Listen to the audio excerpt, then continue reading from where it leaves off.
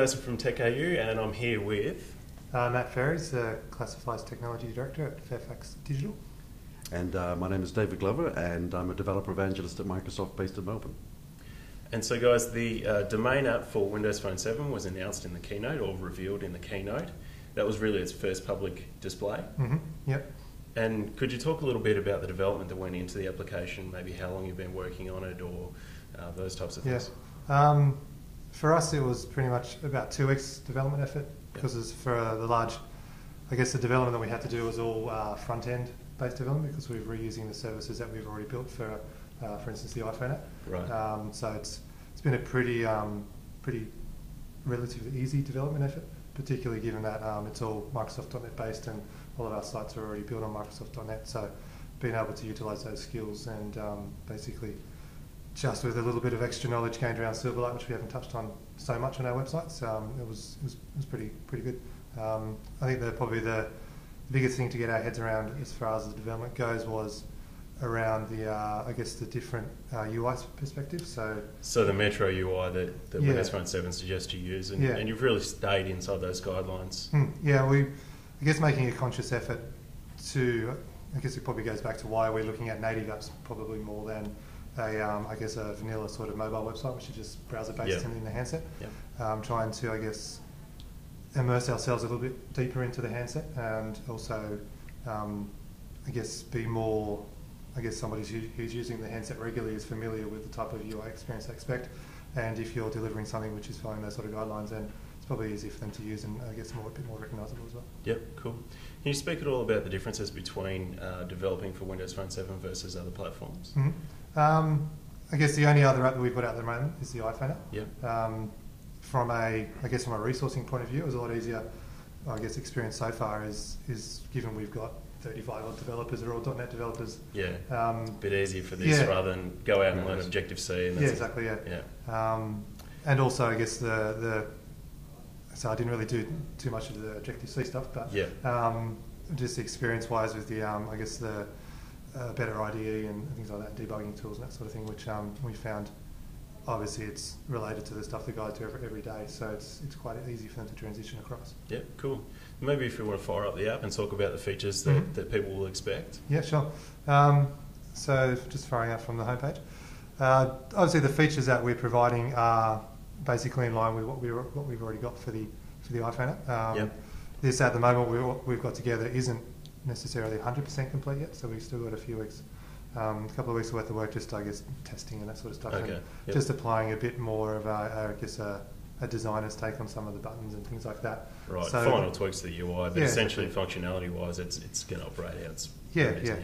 So there's not going to be anything, I guess, that's anything groundbreaking in this app, which isn't in the other apps at the moment. So searching across, buy, rent.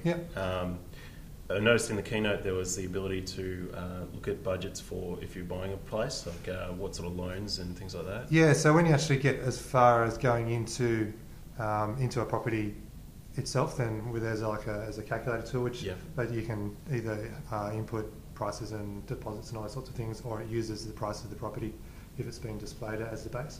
Right. And that's just, I guess, it's as much as anything a sponsors tool. For I guess to align with those guys and add some value back to them as well.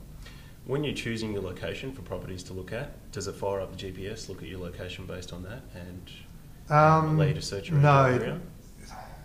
Just trying to think. No, we haven't got that functionality built in just yet. Pretty much that will come in. I think it's probably something we'll probably look at doing sometime in version 2. Yeah. Cool. Yeah. I guess one of the other things I quite liked about the app was the integration with the website as well. So you could log in, get the full browser experience on your PC or Mac, and then save those away, and then log onto the phone and log into the domain site, and then get that short list of properties. So you have that same short list that you organise online, and so you use the same credentials, logging into the same membership system, hitting the same backend databases to retrieve the same short lists on both. So awesome. Yeah, trying to achieve, I guess, a bit of a seamless sort of integration.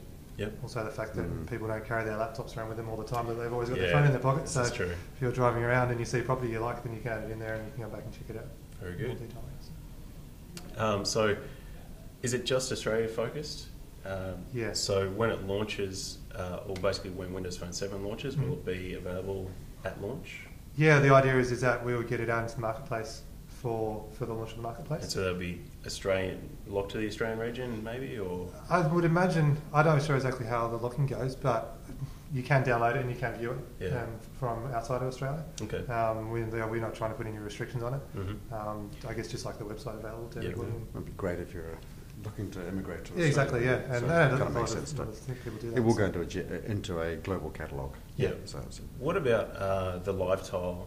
If somebody adds this to the homepage of Windows Phone 7, what is that live tile going to do? Is it going to show you any information, surface that from the app? Maybe I'm thinking if you've got your shortlist and a property becomes unavailable, or some sort of notification, is there anything that's happening there, or it's not something that we held off for the future? Yeah. So I guess probably as much as anything, we probably want to get a feel for how people are using the handset as well. So getting something out there which people are familiar with, and then as we learn as much about it as well. Yep. So with us, it's a bit of a proof of concept as well, and then seeing how we can take it go forward. So. Is there a way that people would provide feedback to you if, when the phones launch, they get the app and they want to provide feedback? Is there any mechanism through the application itself, or does it go to the website? There's feedback tools on the website. Okay. I think for instance, with the iPhone app, then I'm not sure what's going to be offered in the marketplace, but we do regularly monitor the online feedback just via iTunes and things like that. So yep. You obviously hear a lot about the bad press more than the good stuff, but it is good to know when there are problems, because we have had a couple of releases that a few small things that we had to fix up, particularly when we started linking in with people's shortlists online, and just a few problems that we had to iron out, and we were able to get to that pretty quick. Yep. But there's certainly be a rating system as well, so people will be able to rate applications. Yeah, okay. So I guess that's going to be pretty. Most organisations will be pretty keen to make sure their app's kind of appealing to customers. Yeah, cool. Yeah.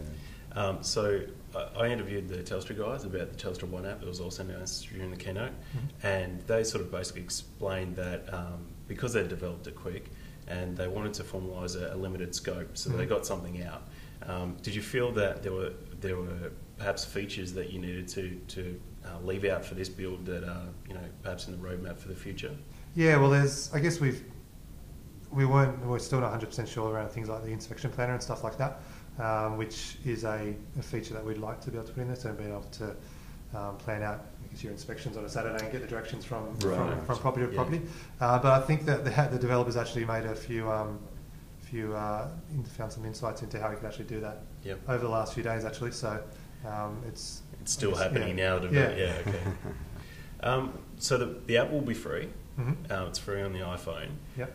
What's the advantage for Domain? Is there advertising in the app, or how do you guys make money from having mobile apps? Yeah, well, what we try to, or what our end goal is to get the content out there, and the more people that view the listings and then eventually inquire on properties means that we're adding more value to the real estate agents, which is at the end of the day they're the people that obviously provide us with a great deal of our revenue. It's a conscious decision that we made not to put too much advertising around it, and because obviously there's not a lot of screen real estate, and it's a lot easier to whack a banner at the top of the page or down the side, and true. Obviously we try and offer advertisements and link it in with what people are trying to do, whether it's financial institutions that are able to tailor an advert to people in their buying cycle, that sort of stuff. But it's primarily just about getting listings out there and then trying to generate inquiries and leads for the end customers. Very good. Is there anything you'd like to add, Dave, about the app or how it's developed? Or I guess the thing that was kind of exciting for me, and one of the things we're trying to get across to developers, is to really kind of leverage off the whole look and feel of the phone in terms of its kind of user experiences. Really keen, so you can see with the Domain app, they've taken great advantage of what we call a panorama. Yep. And you'll see further as you delve into the ability to filter on data. So, and even just the look and feel of the graphics. The phone is kind of taking a flatter view, so you see it's much more minimalistic in its approach. And what works really well on these applications, if you take a minimalist approach inside your apps as well, and that it just kind of looks like it belongs on the platform, really. So that's one of the things we're trying to get across to developers, and it's just one of the reasons I just love this app. And the user doesn't have to relearn the experience either. Exactly, So that's really kind of the key thing about it. It's a flatter experience in terms of like the graphics tend to go bolder. as opposed to more rounded edges and things like that. So I know it sounds kind of like minor things, but there's actually a really good document called the Windows Phone 7 User Experience and Design Guidelines. I've read through it. Yeah, and it's just at least gives people a flavour of what the platform should look like and what applications should look like. Yeah. Awesome. Thanks a lot, guys. Cool. Appreciate your It's a time. pleasure. Thank you. Thanks, mate. Cheers. Thank you.